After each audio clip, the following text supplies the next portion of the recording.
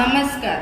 नवी मुंबई महानगरपालिका शाळा क्रमांक 10 इयत्ता पहिली व दुसरीचे विद्यार्थी आपणासमोर सादर करत आहेत एक सुंदर पपेट शो. आमच्या गोष्टीचे नाव आहे खरा मित्र. एका जंगलामध्ये प्राणी राहत होते. तिथे एक हत्ती दादा सुद्धा राहत होता.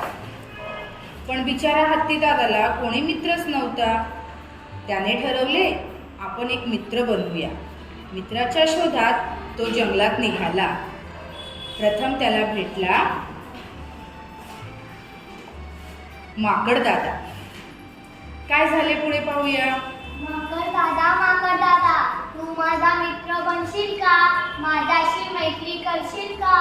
तू तर माझ्यापेक्षा खूप मोठे आहात. तुम्ही माझ्यासारखे झाडावर उड्या सुद्धा मारू शकत नाही.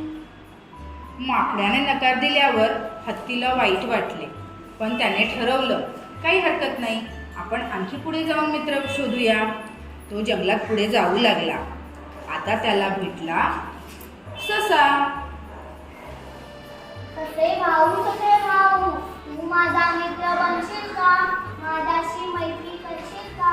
अरे नाही, तुम्ही तर माझ्यापेक्षा खूप मोठे आहात. तुम्ही माझ्या उड्या सुद्धा नाही मारू शकत. ससा पण नाही म्हटल्यावर हत्ती दादा आणखी दुखी झाला. पण तो पुढे जातच राहिला. पुढे गेल्यावर त्याला भेटला बेडूक दादा. बेडूक दादा, तू माझा मित्र बनशील का? माझ्याशी मैत्री करशील का? अरे नाही, तुम्ही तर माझ्यापेक्षा खूप मोठे आहात. तुम्ही तर माझ्यापेक्षा उड्या सुद्धा मारू शकत नाही. बेडकाने पण नकार दिल्यावर मात्र हत्ती दादा खूपच दुखी झाला. त्याला सुचेनाच आता काय करू.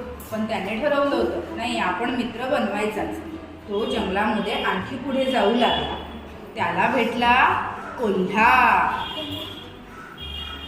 कोल्हे दादा, तू माझा मित्र बनशील का? माझ्याशी मैत्री करशील का? अरे नाही, तुम्ही तर माझ्यापेक्षा खूप मोठे आहात. आपण एकत्र खेळू शकत नाही. कोल्ह्यानेही नकार दिल्यावर मात्र हत्ती दादा खूपच दुःखी झाला आणि शांतपणे तिथून निघून गेला.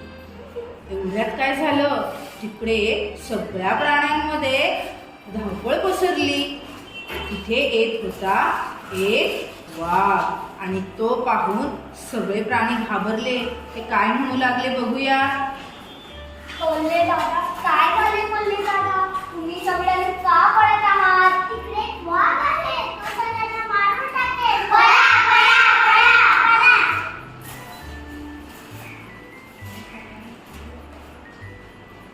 वाघ दादा, काय झाले? कृपा करून या प्राण्यांना सोडून दे. कशाला यांना त्रास देतोस?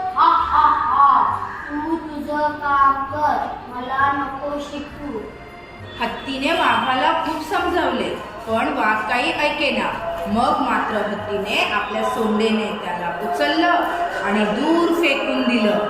आणि हे पाऊसने वाघाला पळून लावल्यावर सगळे प्राणी जमा झाले आणि हत्तीला काय म्हणू लागले बघूया. हत्ती दादा, तुम्ही आमचे प्राण वाचवले. तूच आमचा खरा मित्र आहे. हो, तूच आमचा खरा मित्र आहे. हो, तूच आमचा खरा मित्र आहे. हो, तूच आमचा खरा मित्र आहे.